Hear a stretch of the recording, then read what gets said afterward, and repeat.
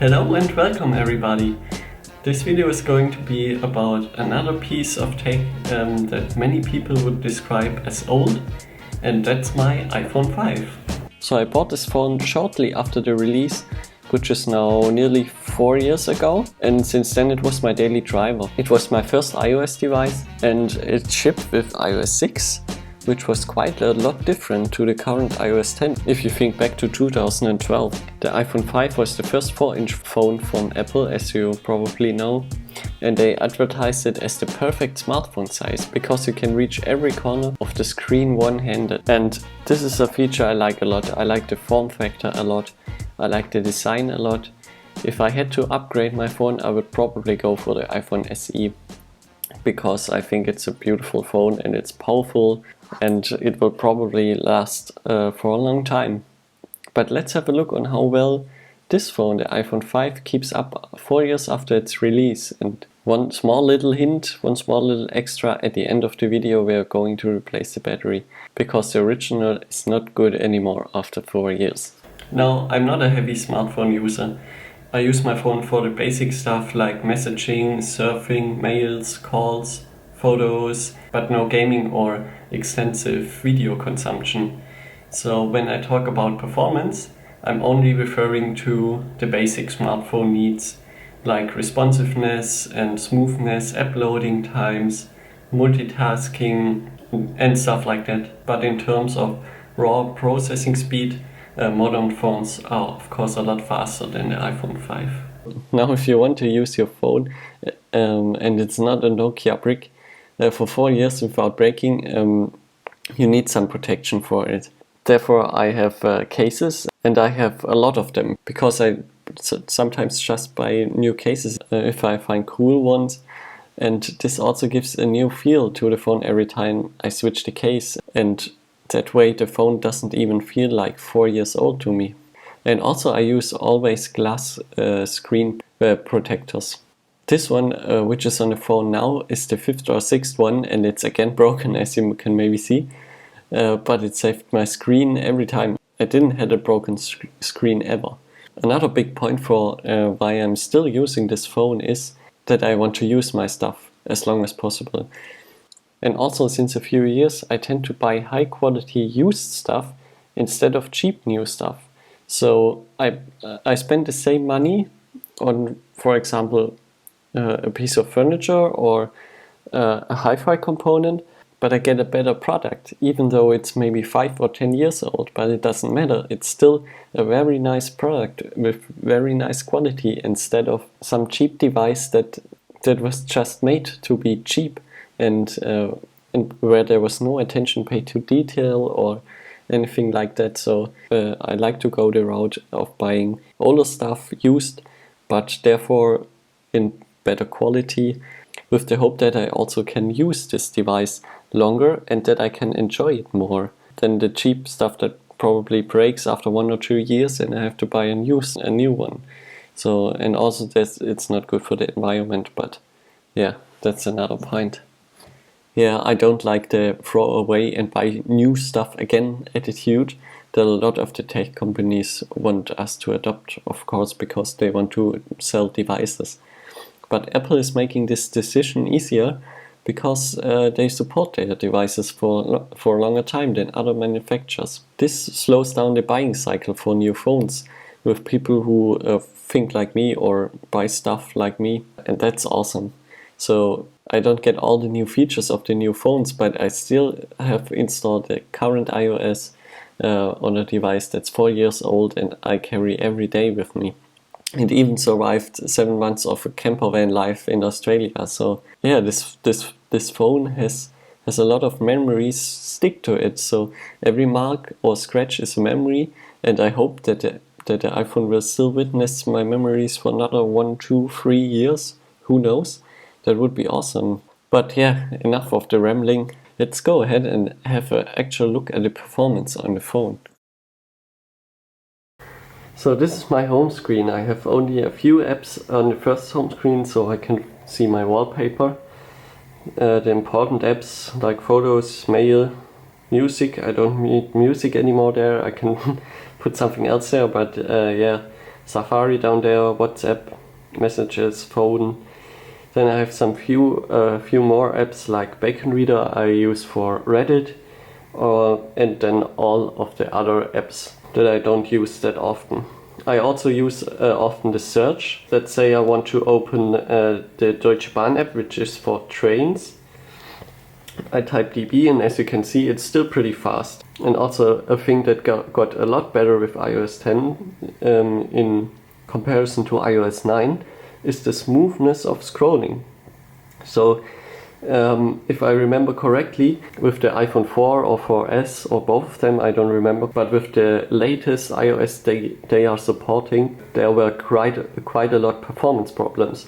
So this phone has a dual core processor, and you can really feel that all the scrolling and stuff like that is really smooth and fast and stuff like that. If I'm going to open up Twitter, now you can see the only thing that's slow on this phone, and that is loading times. So app loading times are pretty slow. Web browsing is fine, but some apps are loading pretty slow, like Twitter, which is quite a big app for such a simple task. But you can see the scrolling is really smooth, no problems here, and yeah, that's what I like a lot about this phone. Or let's open up Bacon Reader for Reddit. So yes, scrolling is pretty smooth, almost no hiccups, and yeah, that's really fine. Also multitasking is pretty fine. It can hold maybe, I don't know, 3 or 4 apps in the background, so that's okay for me. Now let's open up Safari, and let's go to, I don't know, let's go to The Verge, which is quite a big site. Now you could see a little bit of lagging because it was still loading in the background something, but yeah, I'm connected to Wi-Fi, so the speed should be pretty good. I'm at the bottom of the page somehow.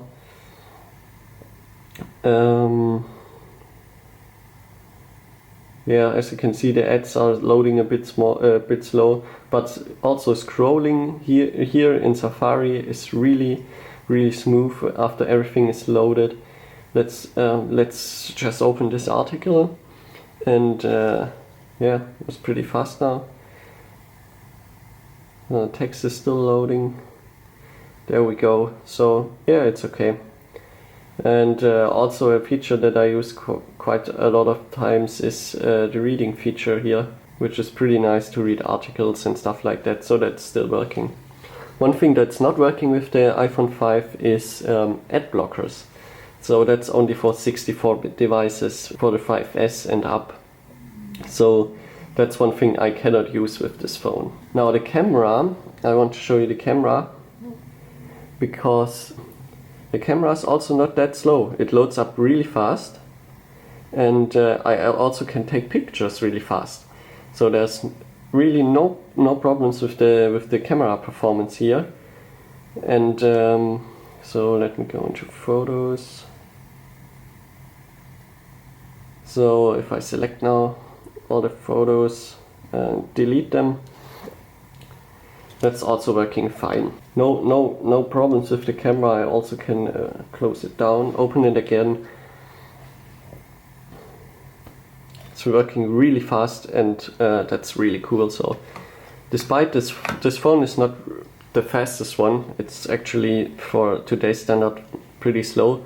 The camera doesn't suffer from the performance, which is really nice. Let's open the notes. Let's create a new note. So let me type something here.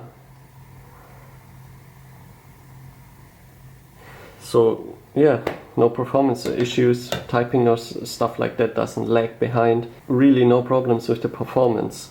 Really nice. Let's open up music. I don't use it anymore, as I said, but it takes quite some time to load. Let's go to artists. Here you could see a little bit of lag, but now it's fine. You can see all the artists. We can scroll through here. So yeah, that's pretty cool.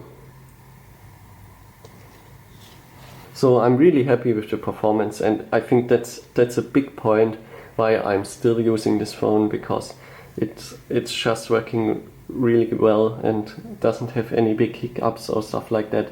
It's just working fine and reliable, and yeah.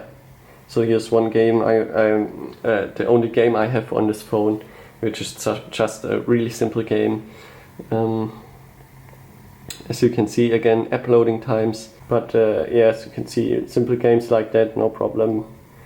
I think with more graphic intense games you would definitely notice some difference, but yeah, with small games, waiting for the bus or stuff like that, no problem at all. The weather here, opening stuff like that, not too slow, and yeah, the last clean install I did was 2 years ago or something like that, after a jailbreak, so also no performance degradation after using the phone for 2 years without reinstalling it. So that's pretty cool and impressive, I think. So I think that covers the most important things here. Yeah, if you have any questions, you can leave them down in the comments below. But I think we can go ahead to the next part of the video. Okay, let's go ahead for the battery replacement. I got the tools here from eBay. They were about $1 from China, including shipping. And this is the part that I didn't have. There are also some opening tools and some screwdrivers. And then I've gone with iFixit for the battery. I didn't want to buy some battery off eBay because I just trusted iFixit that they sell good quality batteries, and that's why I've gone with iFixit here. Let's first power down the phone and take the case off. So, and then we have to take out the screws, of course, at the bottom. So of course you need a special screwdriver here, the pentalobe screwdriver, because these are some proprietary screws down here, not your normal Phillips head or Torx or anything else like that. So that's a bit a pain. You can get these screwdrivers for not that much money. It's just annoying. So let's go ahead, put this thing on here, and then we have to lift it, and at the same time get in between here with one of these little tools to open it. So I'm going to put this a little bit further down. It's going to be a bit difficult because the tripod is a bit in the way, but let's see.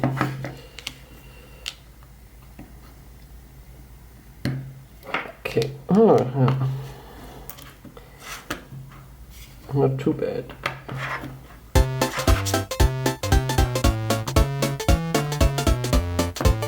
Okay, so we got it open. That was pretty easy. Not as difficult as with the iPod in the last video. Okay, here we can see the inside. I have to check what I have to do next now. Okay, so we have to get rid of the display assembly, which is connected here with 3 cables. There are some 3 small Phillips screws that are holding down this bracket here. Now we can disconnect the cables.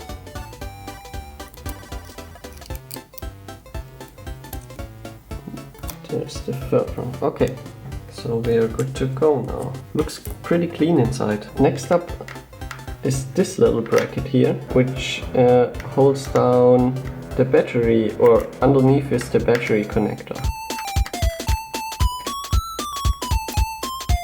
Okay, so we can just lift this here, this tab. Here is now the connector for the battery. So that's disconnected. Okay, the battery is now held in by glue. And now we have to be careful when taking it out, so that we don't break anything from the logic board or yeah, some other parts of the phone. Okay, so there we go. That's the battery. Okay, good. Now this battery, I forgot to mention, had about 65% of its original capacity. You can check that with the tool Coconut battery. I can show it to you with the old battery, with the new battery. I forgot to film it with the old battery, so yeah. You will have to believe me that this one was no good anymore. So let's go ahead. Open up the package of the new one. Put it in here.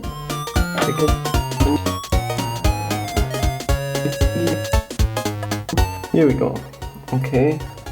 Now we have to tuck this cable in here somewhere.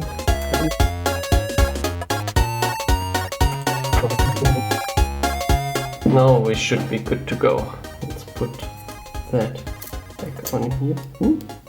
There's the speaker, so it's magnetic. You have to be a little bit careful.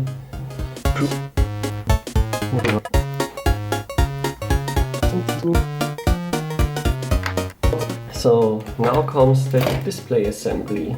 And you have to be careful with the display assembly because there's one screw that's a bit larger than the other two. Now I have to check at which place it belongs. So here, oh sorry. So here is the longest screw and the other ones are the same size.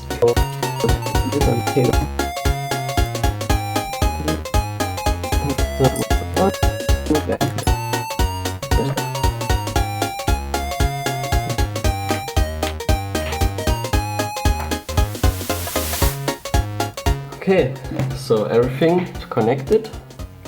Let's try to turn it on. Ooh, and we see the Apple logo, that's fine.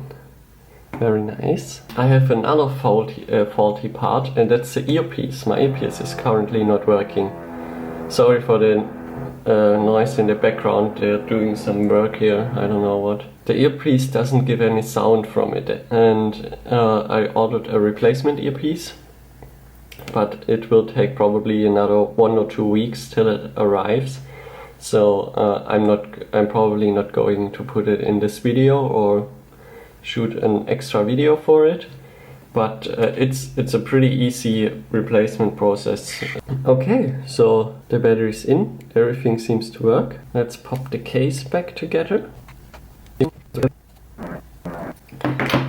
And we're good to go. So let's connect this thing to, oh, I didn't close it right. Well, let me close this thing up correctly and then I will show you Coconut battery and what it displays, what it lets you do and everything, so yeah. So I connected the phone to my dock. Here is my laptop, so let's open Coconut battery. And here we can see the capacity of your Mac if you have a MacBook, and yeah, the current charge and everything. And here's also iOS device. And now you can see it has 0 load cycles. You can see the temperature, you can see how fast it's charging, your current charge, maximum charge, and the design capacity. So that's pretty cool. So for now it seems like I fixed it, chipped a pretty good battery. Probably not as good as the original one, but still not too bad, I think. So I will have to use this for a few days to get to know how well it performs. So what I'm going to do now is plug it in, give it a full charge before I leave the house today, and then I can see how long the battery will last. So successful replacement for now. Okay everybody, I think that concludes this video. So I'm still pretty happy with my iPhone 5, especially with the new battery. I've used it now a week or two. Yeah, the battery performance is really great. I don't have to use my USB battery anymore, so it lasts a full day with a little bit of spare at the end of the day. Yeah, the last thing to do is now is to change the earpiece speaker, so I can call again without using a headset. But they are about $1 including shipping from China. So I will do the replacement then in 1 or 2 weeks when it finally arrives. So thank you very much for watching. I hope you liked this video. If you did, please let me know, and then I will see you in the next one. Cheers!